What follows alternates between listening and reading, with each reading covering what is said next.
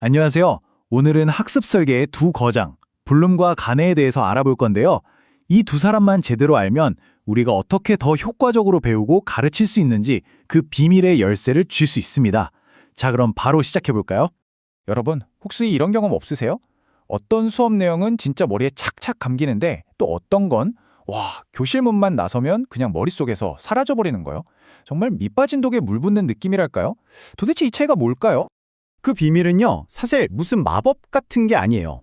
바로 아주 정교한 공학, 즉 설계에 있습니다. 자, 우리 멋진 집을 짓는다고 한번 상상해 볼게요. 뭐가 필요할까요?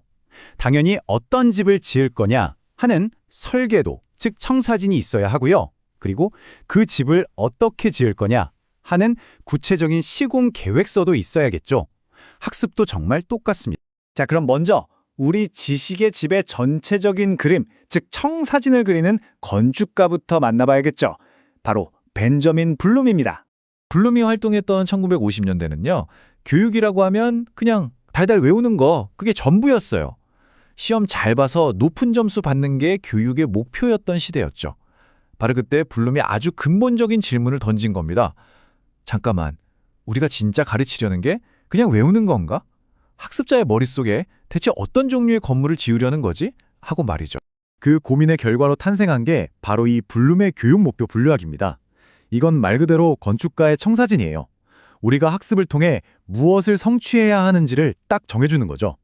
그러니까 학생이 뭘 알아야 하는지, 어떤 태도를 가져야 하는지, 또 뭘 할 수 있게 되어야 하는지를 아주 명확하게 보여주는 일종의 목표 명세서라고 할 수 있습니다.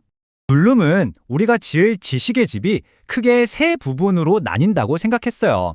첫째, 생각하고 지식을 쌓는 머리의 공간, 바로 인지적 영역. 둘째, 감정이나 태도 같은 걸 다루는 마음의 공간, 이게 정의적 영역이고요. 마지막으로 자전거 타기처럼 몸으로 직접 익히는 기술, 즉 몸의 공간, 심동적 영역, 이렇게 세 가지로 나눈 거죠. 특히 이 중에서 머리에 해당하는 인지적 영역은요, 진짜 고층 빌딩을 짓는 거랑 똑같아요. 한번 보세요. 제일 밑바닥에는 기억하기라는 기초공사가 딱 버티고 있고요. 그 위에 이해하기, 적용하기, 분석하기, 평가하기 순서로 한 층 한 층 쌓아 올리는 겁니다. 그리고 마침내 맨 꼭대기 층에 새로운 걸 만들어내는 창조하기라는 멋진 지붕을 얻는 거죠. 여기서 진짜 중요한 건 아래층이 튼튼하지 않으면 절대 위층을 올릴 수 없다는 거예요. 아주 체계적인 계단식 구조인 셈이죠. 자, 이제 멋진 청사진은 준비됐습니다. 그럼 이제 뭘 해야 할까요? 맞습니다. 이걸 보고 실제로 땅을 파고 벽돌을 쌓아올릴 건설가가 필요하죠. 바로 그 건설가가 로버트 가네입니다. 가네는 좀 특별한 이력이 있어요. 2차 세계대전 때 군인들을 훈련시키는 프로그램을 개발했거든요. 그러니까 뜬구름 잡는 이론이 아니라 실전에서 어떻게 하면 가장 빠르고 효과적으로 가르칠 수 있을까를 치열하게 고민했던 사람인 거죠. 그래서 자연스럽게 학습의 결과보다는 그 과정, 즉 하우에 집중하게 된 겁니다. 간의 핵심 철학이 바로 이 한 문장에 다 담겨 있습니다. 선생님이 뭘 가르칠 거냐가 중요한 게 아니라 그래서 학생이 뭘 할 수 있게 되는데 이게 핵심이라는 거예요. 이해한다?처럼 애매하고 막연한 목표는 이제 그만. 자, 이 수업 끝나면 당신은 이걸 설명할 수 있습니다. 이 문제를 풀 수 있게 됩니다처럼 학습자가 실제로 할 수 있는 것에 초점을 맞춘 거죠. 와, 이거 정말 관점의 대전환 아닌가요? 가네는 우리의 지식의 집 안에 서로 다른 목적을 가진 5개의 방이 있다고 봤어요. 예를 들면 수도 이름 같은 사실들을 모아두는 언어 정보라는 서재, 수학 문제 푸는 법 같은 절차를 익히는 지적 기능이라는 작업실, 또 나만의 공부법을 만드는 인지 전략이라는 컨트롤 타워, 안전이 최고야 같은 마음가짐을 갖게 하는 태도의 거실, 그리고 자전거 타기나 수영 같은 걸 배우는 운동 기능의 체육관. 어때요? 각 방마다 기능이 완전히 다르죠? 자, 그럼 이 방들을 어떻게 튼튼하게 지을까요? 가네는 아주 구체적인 일일 작업 일정표를 우리에게 줬습니다. 그게 바로 이 9가지 수업 사태예요. 이건 정말 건설 현장의 작업 순서랑 똑같아요. 먼저 자, 주목하고 학습자의 주의를 끌고 오늘 우리 이거 만들 겁니다 하고 목표를 알려주고 옛날에 배웠던 걸 다시 꺼내보고 새로운 내용을 보여주고 연습시키고 잘했어요? 여긴 좀 고쳐봅시다.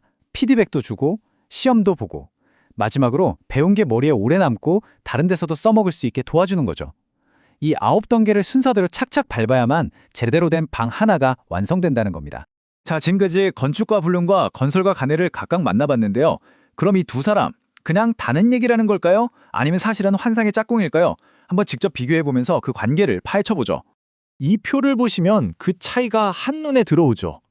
왼쪽의 블룸, 우리 건축가는 무엇을 지을 거냐, 즉 목표에 집중합니다. 약간 높은 곳에서 전체 숲을 보는 교수자 중심의 관점이죠. 반면에 오른쪽의 가네, 우리 건설가는 그걸 어떻게 지을 거냐, 즉 과정에 집중해요. 학습자의 눈높이에서 한 걸음 한 걸음 나무를 보면서 나아가는 길을 안내하는 거죠. 정말 관점 자체가 다르죠? 좋아요. 이론은 이제 충분히 들은 것 같고, 그래서 이게 실제로는 어떻게 써먹는다는 건지 궁금하시죠? 정말 구체적인 이럴 수가 싶은 사례를 한번 같이 보시죠. 자, 이걸 한번 보세요. 이게 뭐냐면요. 달걀 노른자랑 흰자 분리하기를 가르치기 위한 분석도입니다. 아니, 이렇게 간단한 행동 하나를 이렇게까지 쪼갠다고요? 네, 이게 바로 가내식 접근법의 진정한 힘입니다. 정말 대단하죠? 한번 보세요. 어느 정도 힘으로 칠지 예측한다. 껍데기 틈에 엄지를 넣는다. 노른자가 떨어질 때까지 기울인다. 와, 정말 하나하나가 눈에 보이는 행동이죠? 그냥 잘 분리해봐가 아니라 모든 동작을 이렇게 완벽하게 해부해 놓은 거예요. 이게 바로 우리 건설가 간의 촘촘한 시공계획서가 실제로 작동하는 모습입니다. 심지어 태도처럼 눈에 보이지 않는 것도 예외는 아닙니다. 이건 비행기에서 안전수칙을 잘 따르는 태도를 분석한 건데요. 안전한 태도를 갖자라고 백날 외쳐봐야 소용없잖아요. 대신에 소지품을 지정된 곳에 넣는다, 안전방송에 귀를 기울인다, 안전벨트를 맨다처럼 그 태도를 증명하는 구체적인 행동들을 목록으로 만드는 겁니다. 그래야 뭘 가르치고 뭘 평가할지가 명확해지니까요. 정말 똑똑한 방법이죠. 자, 지금까지 두 거장의 이론을 쭉 살펴봤습니다. 건축가와 건설가의 이야기 재밌으셨나요? 그럼 이제 가장 중요한 질문이 남았죠. 그래서 이걸 내 학습에는 어떻게 써먹을 수 있을까? 바로 그 이야기로 넘어가 보겠습니다. 네, 오늘 이야기의 핵심 딱 하나만 기억해야 한다면 바로 이겁니다. 튼튼하고 절대 무너지지 않는 지식의 집을 지으려면 어떤 집을 지을까에 대한 건축가 불룸의 비전, 즉 청사진과 그 집을 어떻게 지을까에 대한 건설가 간의 구체적인 과정, 즉 시공계획서가 둘 다 반드시 필요하다는 겁니다. 만약에 둘 중에 하나라도 없다면요. 상상해보세요. 청사진 없이 그냥 열심히 짓기만 하면 엉뚱한 개집을 짓고 있을지도 몰라요. 반대로 세상에서 제일 멋진 설계도만 손에 쥐고 있으면 뭐예요?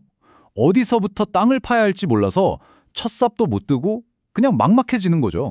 자, 이제부터 여러분이 무언가 새로운 걸 배우거나 누군가를 가르칠 때 딱 이 두 사람을 떠올려 보세요.